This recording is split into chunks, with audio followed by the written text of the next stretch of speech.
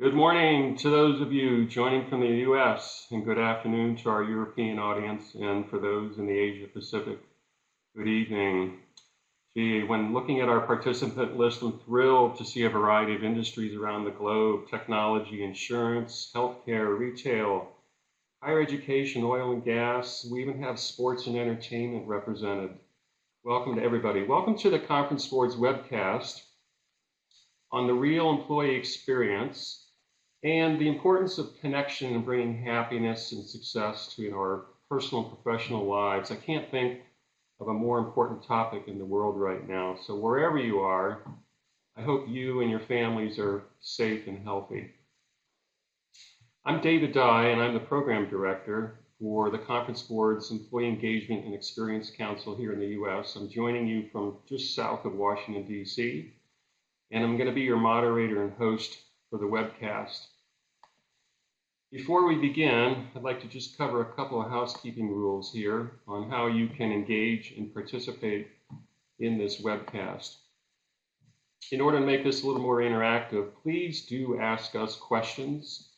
We have a question box for you. I'm going to be a monitor to make sure that I have an opportunity to see if we can respond to those and bring them into the conversation with our speaker, Tom.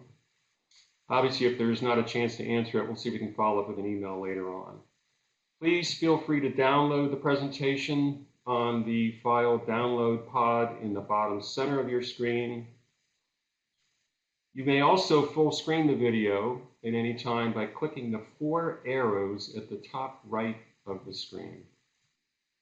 We're going to have a brief evaluation at the end, and it's really important for us to get feedback on this program so that we can improve our programs to the future. So I highly encourage you to do that.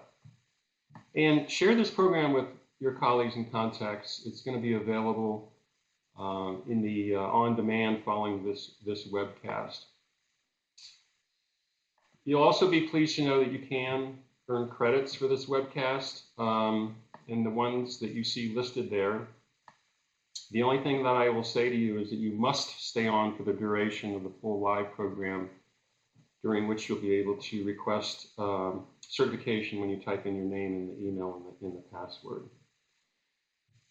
We have a poll going up there, which maybe we'll take a little bit later, but I want to get right to the heart of our program, and I want to introduce you, and I have the honor to introduce Tom Plough. Tom is my counterpart in the EU, and we both fell into this role actually earlier this year and become quite good friends and colleagues in a very short period of time. Tom, as he's described to me, is a longtime HR professional who fell in love with HR when he worked for the iconic Dutch company, the Pink Elephant, in the 1990s. You may have heard of that.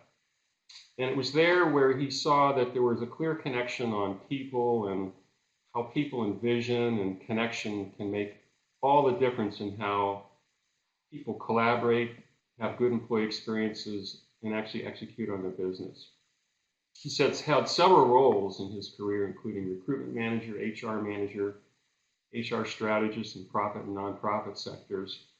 And at KPN, most recently, he was the leading supplier of ICT services in the Netherlands, where Tom worked for more than 12 years. Today's Tom's passion, what he really likes to focus on and talk about today, is this notion of employee connection and employee well-being in a very broad sense. He believes in the importance of organizations finding ways for people to be their best selves in a safe and resilient environment, and bringing meaning and purpose into their lives and in the organizations. So with that, and without further ado, I would love nothing more than to have Tom lead us through a discussion on what the real employee experience is. So Tom, I'll turn it right over to you. Thank you very much, Dave, for that kind introduction. As Dave said, my name is Tom Plough. That's a Dutch pronunciation, so the G sound may give away that I'm Dutch. I'm based in the Netherlands, in The Hague, and as Dave also mentioned, in my professional work, I like to focus on employee connection. So this personal mission statement, this professional mission statement that you see here is what's leading me in everything that I do, professionally at least. And I've done that over the past 12 years for the leading Dutch telecommunications and IT company, KPN, until unfortunately a recent restructuring there. I do that on an occasional basis from my own small company as an independent supplier of services in the form of inspirational talks, maybe a little bit like this, or workshops or trainings or even coaching. And of course I do that for the conference board as the council director for the European Employee Engagement and Experience Council.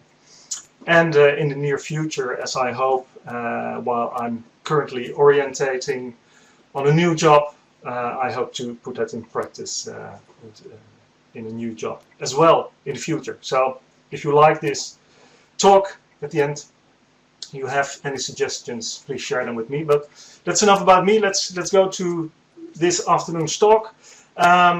What would I like to cover? Well, first I would like to talk about the magic of the seeking system and what the seeking system is. I will explain to you later, very soon. Then to go on to how you can bring that magic alive, and to end on the basis of some practical examples, what is the impact not only on the employee experience, but basically on a whole lot of things, on engagement, on performance, on health, on vitality, etc., etc. So let's start with the magic of the seeking system. What is the seeking system? Because I can imagine not everyone here has heard of it. And then I go back to the challenges that I expect that you may recognize for your organization, at least that a lot of organizations today are having. How are we keeping our customers happy? How can we have a greater productivity?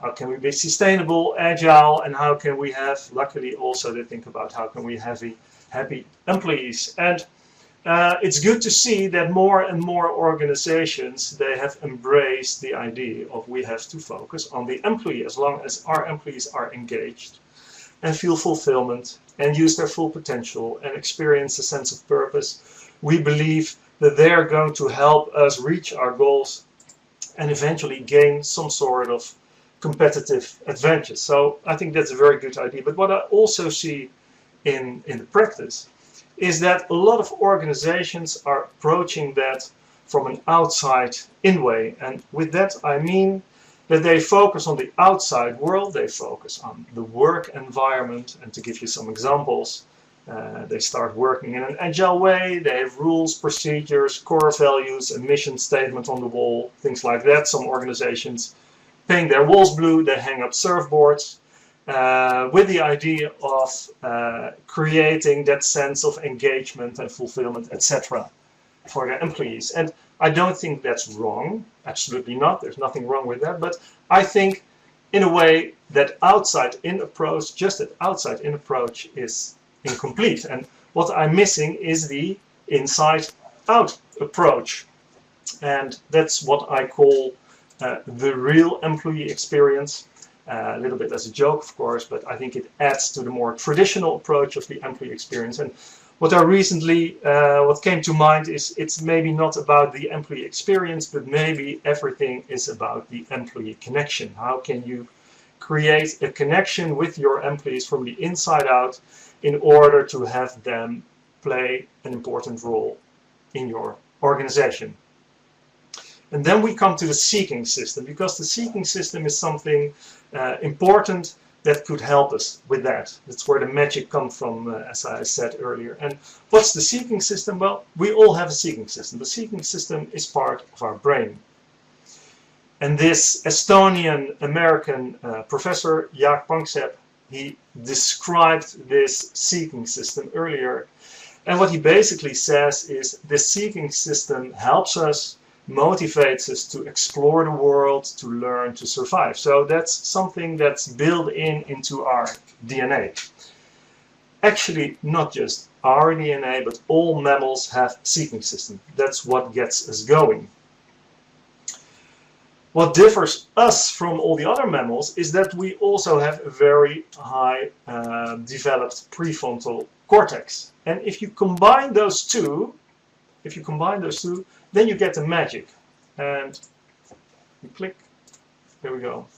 And then I go back to, well, some tens of thousands of years ago when we all were in these caves somewhere in Africa, around there. And there was something within us that made us discover the rest of the world, that made us go out of those caves and discover the rest of the world. And I'm pretty sure that we didn't have any change agents at the time. We didn't have a plan. I don't believe that there was a mission statement painted on the walls to get people going. There was something in us, something natural, that's what I call the magic, that made us do so. And it not only made us move out of our caves and discover the rest of the world, but it also made us invent things that were unimaginable before, create communities, create cities, and create, as you can see, a very sophisticated economy that we have today. So that's something that's in us, and that's sort of automatically moving us ahead. And this, of course, is for the whole humanity, but the seeking system also works on a much more individual level. This is another picture of the seeking system at work, and those with children may recognize this.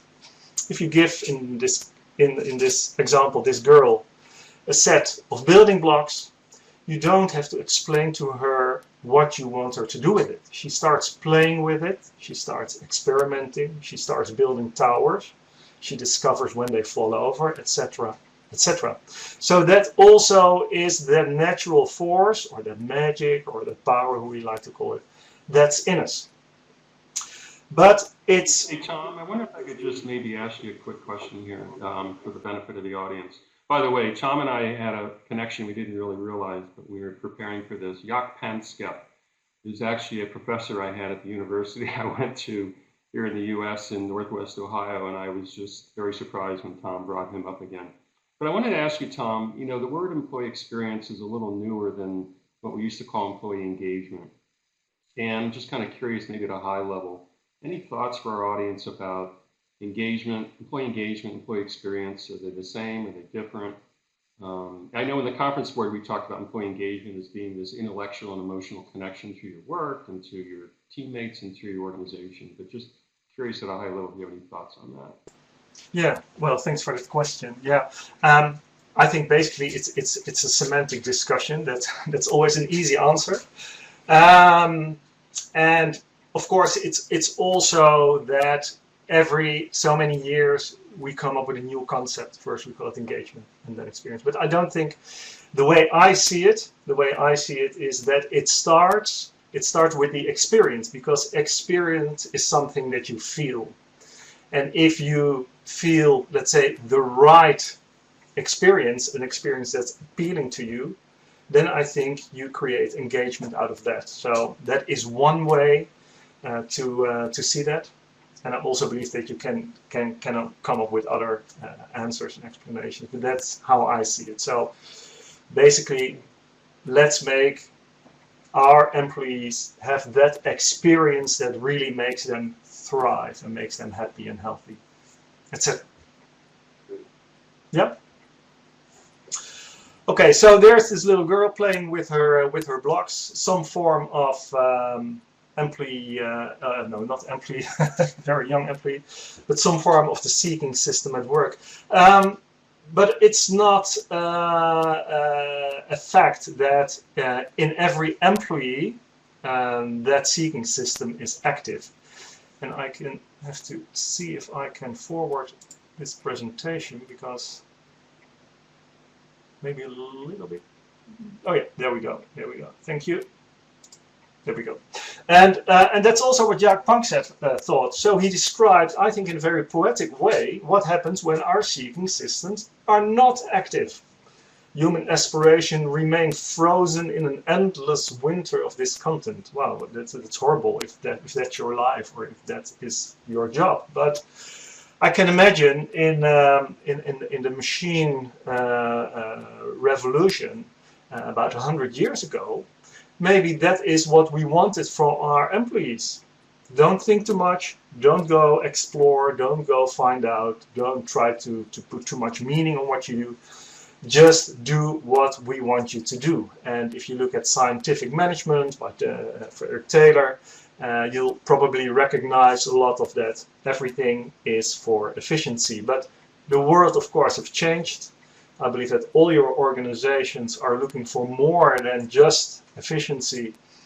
But in today's world, I still see that there are employers who are still looking at it in a more traditional way, or find it difficult to activate that seeking system. So let's elaborate on that a little bit more. How can you bring that magic to life? And someone who did a very good job, an impressive job on that, is the guy on the right, just to make sure.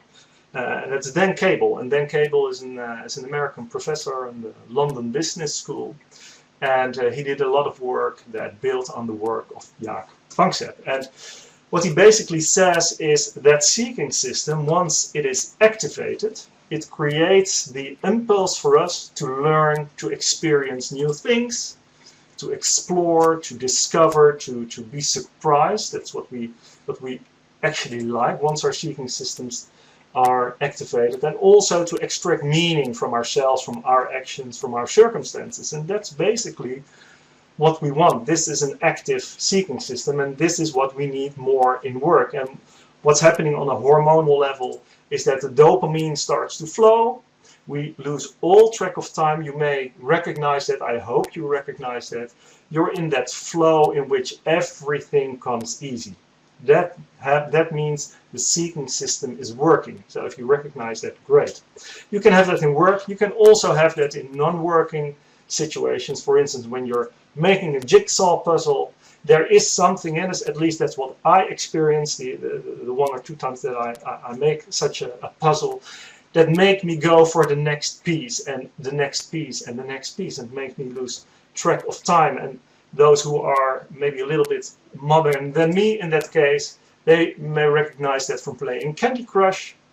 If you're hooked on Candy Crush, no one has to tell you you have to start again. I give you 1 hour, try to get as many levels as possible. That is going very easily because they're all small puzzles. It's about discovering. Of course, there's that jolt of dopamine when you reach the new level, but that's also the seeking system at work. I don't know where the meaning part is, but this is what's happening. So let's look at this picture again. So once that dopamine starts flowing, you see that people feel more connected. They feel they are curious. They feel zest. They feel a sense of purpose. And that's what you want if you want engaged people, if you want people who feel fulfillment, who use their full potential, and a lot of different other positive impacts. And that helps us to complete this picture, reaching those goals, and eventually gain the competitive advantage. Everything from the outside in. But as you can see on the left side, there's something missing. The question is, what will activate or what will reactivate our seeking system? And that's where Dan Cable comes in, and he describes this beautifully in his book that I can really recommend to all of you alive at work. And he says it's basically 3 things that we need in the workplace. And the first thing is self-expression, the second is experimentation, and we need more room for purpose. And what happens then if you get this? The seeking system's fired up. We want to learn, we want to explore, we want to extract meaning, we feel connected, etc. We feel fulfillment, etc. And eventually it helps us and the organization to create that competitive advantage again from the inside out. And self-expression, experimentation, and purpose. Well, the know-it-all that I know myself that I am. I thought, well, I think there's something missing. And I don't say I'm doing it better than Dan Cable. Absolutely not. He's doing brilliant work. But I tried to broaden it a little bit, and I changed it into inclusion, autonomy, and meaning. And inclusion, with that I mean, can you be your unique whole best self? Is there room for your unique whole best self? Autonomy is basically, can you flourish in optimal freedom? So not in maximum freedom, because too much freedom becomes neglect. You may recognize that as well. If you have had a manager who gave you everything, freedom, freedom, freedom, but no frame, that's not working as well. Too much frame is not working as well. So it's about the optimal freedom, and then you have the autonomy that you're looking for. And eventually the meaning is to benefit something that's bigger than you. And you could see it as an input, throughput, output maybe. So you bring your best self, you come in a workplace where there's room for autonomy, and you get meaning out of it. You could also see them as the circles of Simon Sinek. You probably know the circles from Simon Sinek. There is a what, there is a how, and there is a why. But basically where it comes to is connecting that inclusion, that whole best self, that what you feel safe to bring to the workplace, connect that to the meaning. So I think this connection is very important. And then there's the autonomy in the middle that makes, that helps, that enables you to create from that inclusion that sense of meaning. And that also forms the sentence that I see basically as a wish for every employee, and maybe for you yourself as well. Let your unique whole best self flourish in optimal freedom to benefit something that's bigger than you. And I think that there you're talking about employee connection, about really being your best self at work. I see a lot of remarks in the question box and people asking if I can send them a copy of the presentation. I will do so. I will come back to that at the end of the presentation. So I'll absolutely do that. So let's go to the third topic, the impact on the employee experience. And I'll try to do that based on a number of practical examples. And I want to start with... Hey, Tom, just as you're making your way down the next part here, I'll just encourage the audience, in addition to asking questions or putting comments in there, please, if you have any questions or comments you'd like to ask Tom during the presentation, we'd welcome those as well. Just want to mention that. Yeah, thank you. So let's first look at inclusion. I found this very nice quote, I think, from the writer of the book Families, Jane Howard, and it's about, as you can see for yourself, it's also about belonging, so being your best self, but also be part of a group. And the first example that I would like to use is from an Indian company, the company Wipro. And Wipro is a very large IT company. I think there are about 300,000 people working there. And one of the things that they do is they provide the customer services for printer manufacturers. So if you have problems with your printer, and when I look at myself, I'm not at my best when my printer is not working, then you call the help desk and you get people from Wipro on the line. And what they found at Wipro, because it's a very tough job with a lot of people complaining and never calling back to thank you how you helped me yesterday, so you only get problems. What they found is that they had a very high employee turnover. So this 50% is the percentage of the number of people who after 6 months, after they joined the organization, after they joined the company, who already left the organization because for some reason they didn't feel they belong there. And it's a very expensive period because there's a lot of investment, there's a lot of training. They need about 6 months of training to be a full professional customer services agent, and 50% of those people who joined already left. So it costs a lot of money, you don't get a lot of money out of that, so that's problem one. And two, and that may be linked to that, they have a pretty low customer satisfaction. They're aiming to be an 80% company and they don't get any higher than 61. And they tried everything. So they tried new scripts, they tried new management, they may have painted the walls blue and hung up surfboards. They may change a lot of things, but nothing really happened. And so they asked again, Dan Cable, to help them. And he said, well, I would like to help you, but since I'm a professor, I want to make a scientific research project out of this. So What we're going to do is that the next 1,000 people who join the organization as new customer service agents, we're going to divide them in 3 groups. We have, of course, the control group, and the control group just gets 6 months of training,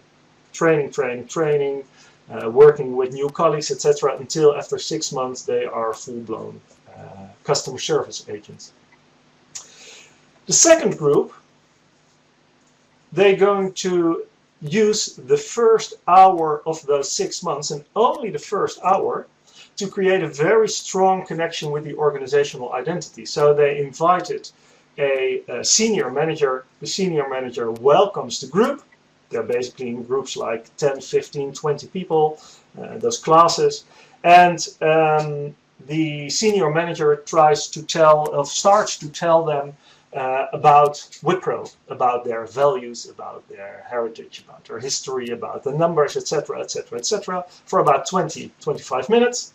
And then he says to the group, the rest of the hour, and that's the first hour of their time at Wipro, for the rest of the hour, we want you to talk about what I just told you. So what is appealing to you? What are you going to tell at home tonight, etc. So in that first hour, there's a very strong link with the organizational identity. And for the rest of those 6 months, there's no difference with the control group. So they get exactly the same program except for the first hour. The third group, and of course it's about that third group, gets connected to the personal identity.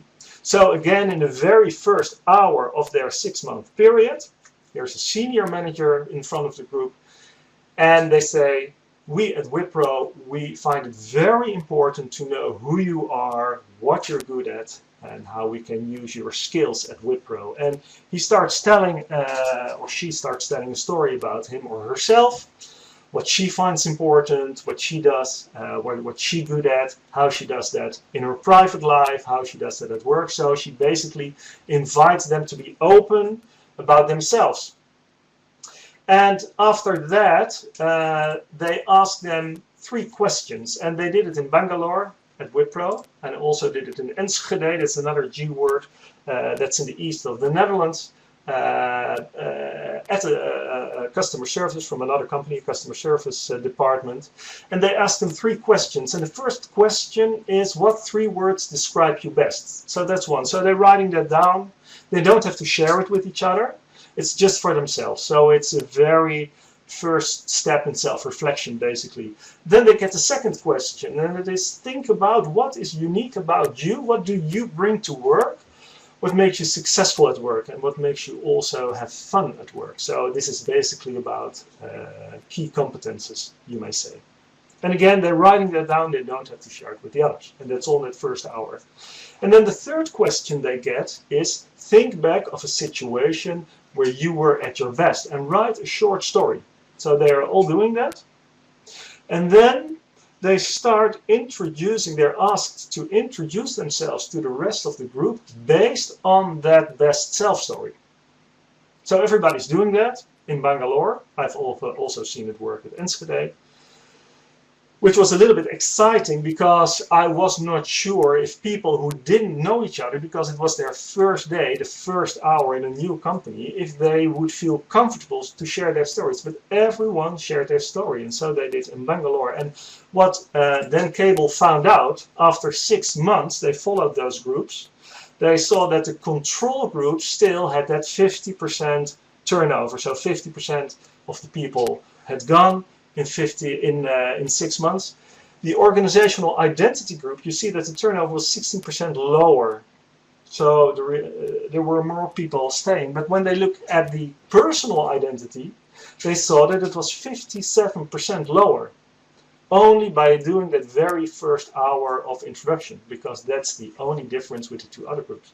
And when they looked at customer satisfaction, 61% for the control group, 66%, but not statistically significant, for the organizational identity. But I also saw that the group who could share their personal identity, their customer satisfaction went up to 72%, and it was statistically significant. So that's only that hour, and 57% and 72%, they are interesting percentages. But I thought, what if you would translate that into money? So there are 1,000 participants. 1/3 of them, 333, did the personal identity. The turnover before was 50% of that group, but now it was 50% less. So it was only 20.5%. So that meant that 95% people were not quitting that would have quit before. And let's say, I don't know, it's just an idea. Let's say that every program cost them about $10,000, everything. And we're not looking at cost of hiring and customer satisfaction. You see that 1 hour that they spent on that helped them prevent costing of almost $1 million. And the investment was an hour, and it wasn't extra, but it was different, and it was more fun. If you ask people, they say, I really like this way of introducing myself to the other. Hey Tom, while you're grabbing a little sip there, let me ask a question, kind of two related questions from Roger and Nadia. I think they're related, but from different aspects. So one is around the physical office environment, and how important is that in terms of the employee experience and the seeking system. And I think Roger must be in maybe the architectural world. And related to that, Nadia's asking about the digital workplace. So I guess it's the notion of, look, COVID has affected everybody. We're all working remotely now. So how do you see the seeking system, and maybe even this Wipro example around being in an office or not in an office in terms of how that plays out? Yeah, I think that's a good question, and that's a question that I think more organizations are thinking about, or maybe even struggling with. I did some webcasts in the last few months on well-being and connection in this COVID pandemic period, and yeah, well, the takeout, yes, it is more difficult. If you have people around you, you can see them, you can talk with them, you can connect with them more easily, then that is a big advantage when it comes to creating that sense of belonging. But I believe if you truly have that intention of connecting with your people, I think a lot of these exercises, for instance, this way of onboarding, of introducing, can be done online as well. So yes, I think it will affect the effectivity of it. But as long as the intention is there and you connect, because that was one of the most important takeouts, also what I got back from the participants, is that they said, my manager tries to connect with me, but I don't really feel it. And when I talk to managers, they say, I find it kind of difficult to connect with them over the phone or on webcam or whatsoever. So yes, we have to put more effort in that, but I also believe that if you really have the intention of connecting, eventually that will work. And well, from an architectural perspective, yes, we know that you can create workplaces that encourage and that stimulate and that facilitate connecting, and you don't have that when you're working from home. So I hope once we get back to a situation in which we can make a combination of working from home and working in the workplace, and you see that in some organizations already, that workplace is created, is designed for connecting. So that's the place where you connect. Yeah. Let me just share one story from the US here, Tom. There's a company that since March, when the virus really hit the US, they actually found their engagement scores went up during the pandemic and when people were working home, which we thought was fascinating. And a lot of it had to do with the leadership communication was coming out. In some cases, they were actually feeling a little more connected to their leaders because they were seeing them and hearing from them even more often. So I think your comments are spot on, but I also think there's ways to leverage the opportunity of this different workplace and seeing how we might be able to make that work. But yeah, very, very important question. Yeah, absolutely. This was also a chance for managers and for leaders to show that they are valuing, that they find the well-being of their employees important. And organizations who just did that, who made that very specific, but also not just said it, but also did it, you see that the employee engagement went up. Yeah, absolutely. Yeah, so it's great to see, and I hope we get that vibe going. So yeah. Good. So these are the effects when it comes to money of that first fun hour, because people really like it. I also looked at the Enschede, at the Dutch department, customer service department, and of course this is not scientifically sound, but what I found, that is the location where we did that, we could compare that to another location with the same type of work, same type of employees, same type of management. And what we saw is that the Enschede, the East, here it says East, the East location scored better when it came to general employee engagement. When we asked them, are you optimistic about the future, you see that they were doing better. And when you looked at how absenteeism developed over 18 months, you see a decrease in East, a large decrease, and in the company there's a small increase. So I don't want to link them, I don't want to say there's a causal link between the two, but it's interesting to see that they're performing better. So a little background before we move to the second one, to the autonomy. Why is this working? Well, you may remember the first time you went to school, or maybe the first time on your new job, or maybe even a few months ago when we went to parties and we were new and we didn't know anyone. We have two urges. The first one is, how am I supposed? I want to belong here. I want to be part of this class, of this department, of this party.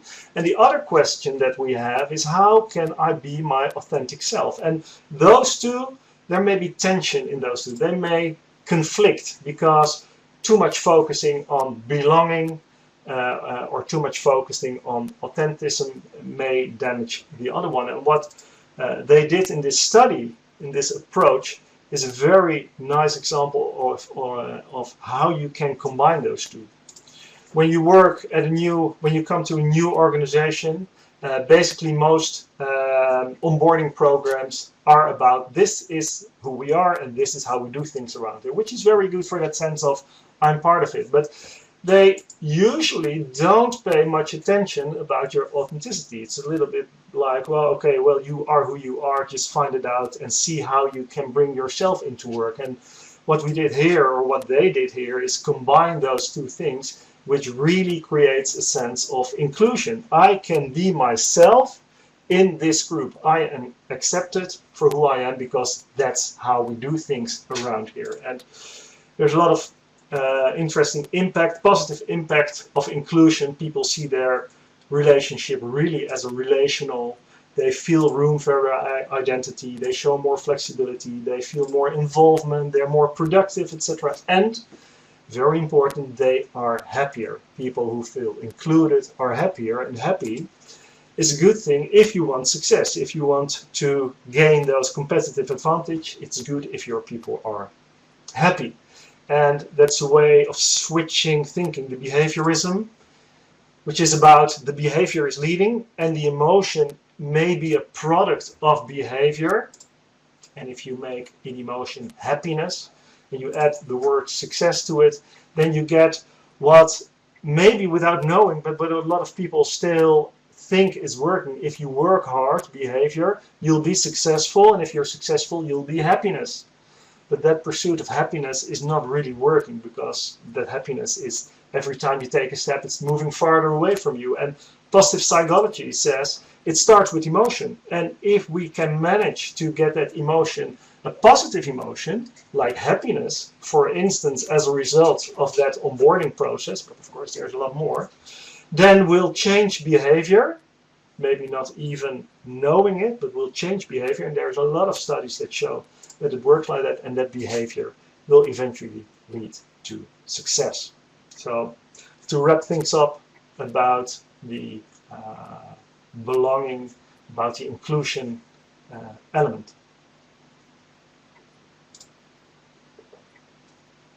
Then I'd like to go to the second one, which is about autonomy. And I found this quote by the late Anthony Bourdain, who I think is spot on when it goes to having room for experimentation, what it brings you and what it doesn't bring if you don't have it. And a very nice example of how autonomy and experimentation work comes from the Dutch Royal Airlines, KLM.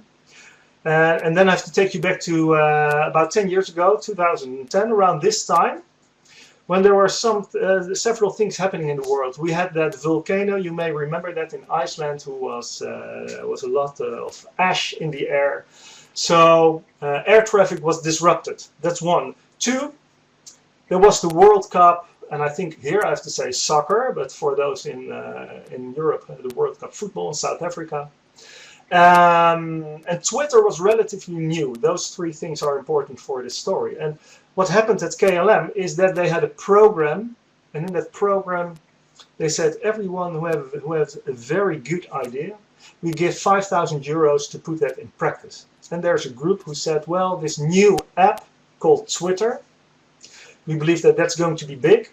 Why don't we share all the disruptions on Twitter so people can see that in real time? And today, that's of course, well, it doesn't take a genius to think of that. It's an open door. But in that time, it was very successful. And they were, for instance, by Gartner, they got the kudos from Gartner. They said, wow, KLM really knows how to use social media. Can't imagine that today, but then it was special.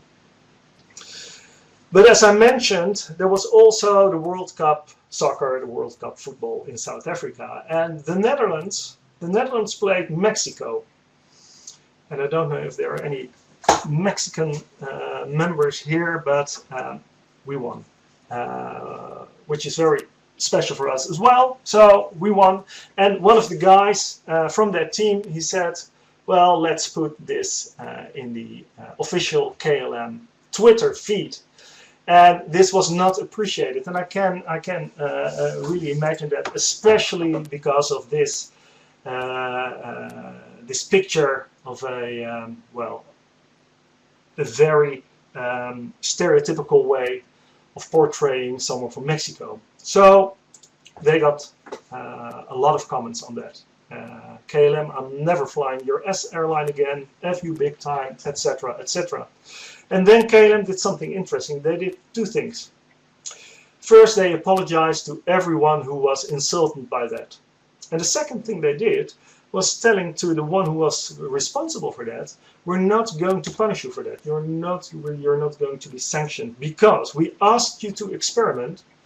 And if you do experiments, well, sometimes you do things that don't work, that aren't right. So we want you to apologize, but we keep you and we still value you for all your good work. And I think that's a very good example of creating safety. And of course, airlines like KLM are very good at safety. And that safety is needed if you want people really to be autonomous. And I think if you want to create safety in the workplace, it's about three things. It's about behavior. The behavior that you encourage in your organization is about your own leadership. And of course, it's also about the context, because not every organization is the same. And can I just, real quick here, I want to give you a 15-minute warning to the top of the hour, and also mention, it's kind of interesting as you're talking about this KLM example, and there's a question by Jason, actually a comment by Jason in the question box about the effect of crises in how we respond around engagement. COVID being most recently, he mentioned the 9/11, in the U.S. It was interesting. I had one of our council meetings a few weeks ago, and I asked people what this moment reminded people of, and one gentleman said, it doesn't actually remind me of anything, because I did survive 9/11 and I survived the financial crisis. This one's really different. But your KLM example, it's dealing with a crisis. It's responding to a crisis. And in that way, people find meaning and purpose around how organizations respond to that. So I just want to make a comment about crises being leverageable. You want me to comment on that? Sorry? No. Oh, okay. You just mentioned that. Yeah. Yeah. No. Yeah, I don't. Yeah, I don't believe there was a crisis at KLM at that point, but yeah, I think that crises are ways to leverage connection as well. But Here it is about the workplace, the behavior. If you want to create a safe space, it's important to encourage a certain form of behavior. And what I found was the high quality connection working very well for that. You may know that.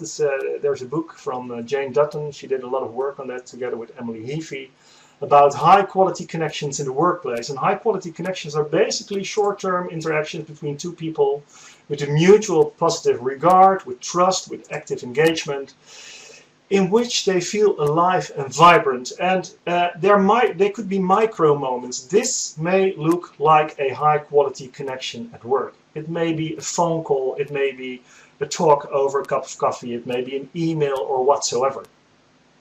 And what they found is that if you work in an organization, in an environment with a lot of high quality connections, you see a lot of positive impact. And when it comes to experimenting and safety, you see that people are much more eager to have dialogue, to be creative, to be innovative, and to learn and develop. And how do you create those HQCs? It's a very a long story, but what I wanted to take out when it comes to behavior, it's about creating a culture of respectful engagement in your everyday behaviors between managers and employees, between employees, etc.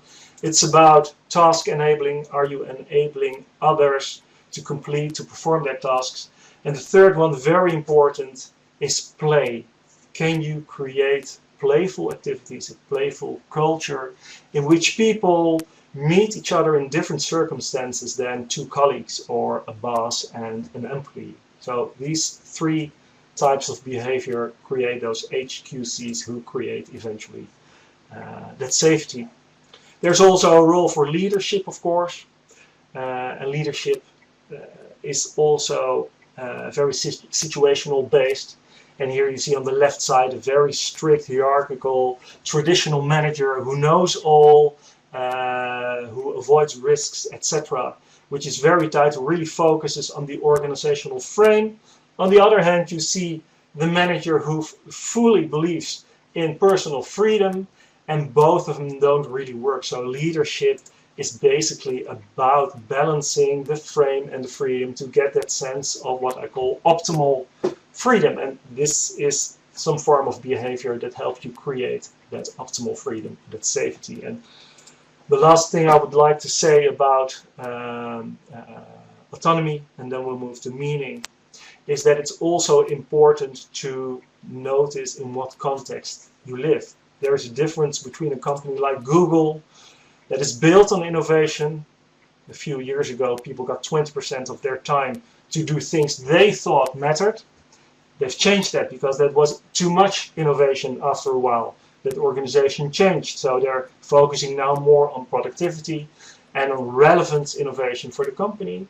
And that's totally different from an organization like Shell, where everything is about safety. And once they started a program there about innovation, you saw that it was very difficult to get new ideas from the organizations, not because they didn't have those ideas, because they're all very smart, very bright people, but they were not used to experiment. So it depends also on your organization. It's not one size fits all. And should you want to start with safety and experimentation, maybe you know this method to start a meeting with a check-in. Very easy. You ask everyone in your team to mention a color. Green means everything's okay. Yellow means, well, most of it is okay, but I have some issues. And red is, it's not going well with me. And you'll find if you introduce this, the first 5 times everybody's green. And then about the 5th or the 6th time, the first one says, well, I may feel a little yellowish today, which basically means I'm very red. But you see that it takes time to create that safety and that openness. So this is a very practical thing. And then we have 10 minutes, so I think we're perfectly on schedule for the last part, and that is about meaning. Meaning, of course, very important in work. Stat Sterkel, the radio personality, talked about work being a sort of living rather than a Monday through Friday sort of dying.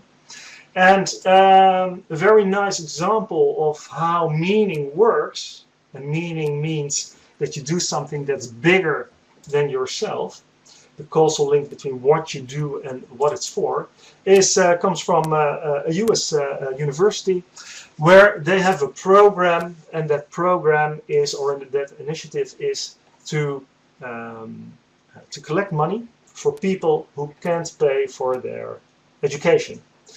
They can't get another form of scholarship. So this group, for instance, of volunteers, they called to alumni and they asked them, you had the privilege of studying here, could you spare some money for other people to do that as well? So it's a lot of voluntary work. 1 out of every 10 telephone calls is successful. So it's not an easy job, but they believe in it. And then they did an interesting experiment with this group. They asked one of the students who was able to study because of their work, they asked him or her to write a letter for this team. And in that letter they wrote, thank you for your very good work. Because of you, I could finish my education. I graduated, I have a job now, I have a family now, etc. So they sent that letter to their team. The team lead got the letter, called them together in a room and said, listen to me, I've got a letter I want to read out to you. And he read that letter. And whenever I'm in a group, I always ask, what do you think that happened with the number of hours they spent calling and the money they collected? And there's always everyone who falls for it and they say, well, it really went up. And that's what you would expect. But nothing really happened. Nothing really happened after reading out that letter to them. And then they took the second step. And the second step was inviting that person to this team, put them in a room together, say you have 15 minutes, just see what you're talking about. And after 15 minutes, well, he'll leave again. They did it as well. And what they saw is that after that intervention, you saw that the amount of time they spent went up with 142%, and the amount of money went up with 171%. So that shows that you can't hand out a purpose, you can't hand out meaning. You can only let people experience it for themselves. When I go back to my former employer, KPN, everybody knew the purpose of the organization.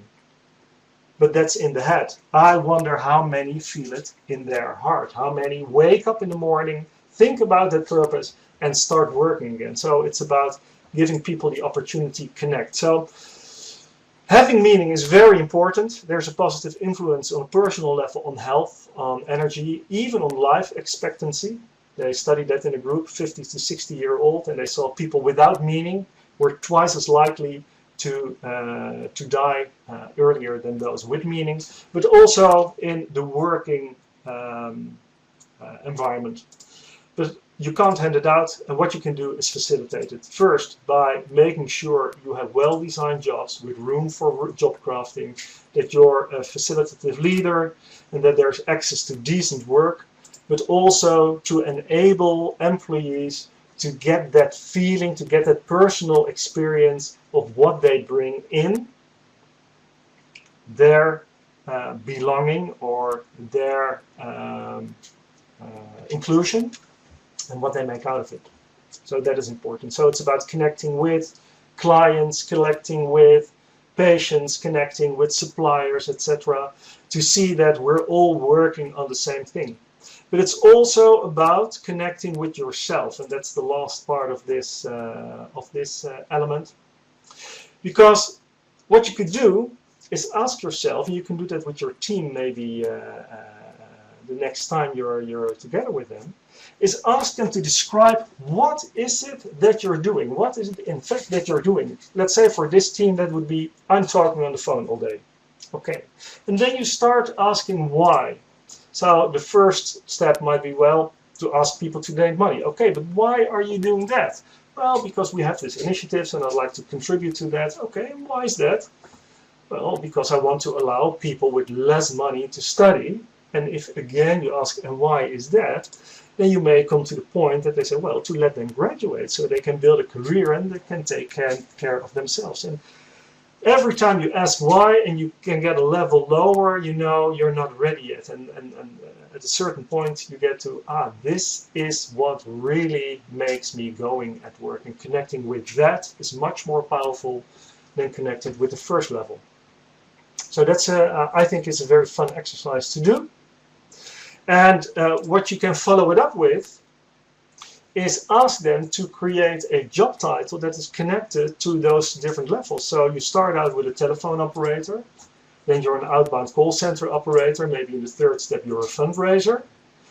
And in the fourth step, maybe you're a good doer, which already appeals more to your sense of meaning than a telephone operator. And in the last step, maybe you are a future provider. Maybe that is what you do. And how cool is it that you wake up in the morning and you think, wow, I'm a future provider for someone else. And I think that is what makes you go to work and what makes you flourish when it comes to meaning. And there's a very interesting study that's been done at the Make-A-Wish Foundation, where they asked people to come up with their own job titles. They put it on their business cards, they put it in their email line at the end of the email. So that was the way they were presenting themselves to each other, but also to the outside world. And what they found eventually is that people who use that title instead of their standard job title, their more traditional job title, they have a much more resilience for stressful situations. They have a much stronger connections with their identity. They can be themselves at work, and they feel a much stronger purpose, sense of purpose. So, to wrap it up, this is what I sometimes do with teams. Let them create their own page with what is your job title, that's in green. What do you have to offer to this team in red, and what do you want from this team? And if you look at each other that way, in a much more personal way, you see that collaboration and productivity, etc., gets a boost. So, to wrap things up, 1 minute before 4, inclusion. If you want to work on inclusion, please be aware that it's not natural to do so. We don't want to boast. We have job as a descriptions. We're all rated against averages. So let's start with realizing that we all have the urge to present ourselves, who we are. When it comes to autonomy, we are genetically risk averse. That's what got us so far as a human species. We have rules, and deviating from them can have a negative impact. So people want to be safe. So the first step is make room for play. And when it comes to meaning, we are responsible. We have KPIs. The company's already got a mission statement. So please be aware that your employees really need to feel that connection between what they do and what they're doing it for. So to wrap things up, and here's that line again. I wish you and your employees that you can let your unique whole best self flourish in optimal freedom to benefit something that's bigger than you. And if after this talk, I see it's 4 o'clock now, if you would like to reach out to me, that's I would appreciate it. Here are my contact details, and we'll send out the presentation to those who requested that, or will send me an email or contact me via LinkedIn. It's all fine. Yeah. Dave. Tom, thank you so much. You're right on time. And the conference board has told me that we have emails for everyone. We'll be sending out the presentation. So Tom, I think you told me that I need a new job title. I need to ask why a lot more, but boy, you really took us on a great tour here in about 60 minutes. It covered a whole lot, and based on the comments that are coming in and people asking for the presentation, you really hit a home run here. So thank you for that. I would encourage everybody to fill out the evaluation. It's very important for us to get that feedback from you, and look for a copy of the presentation coming. So on behalf of Tom and myself, and the people behind the scenes here who made this technology work and the program and all that, thank you so much. Have a great rest of the day and the week, and look forward to seeing you on other conference board activities and meetings. Thank you so much.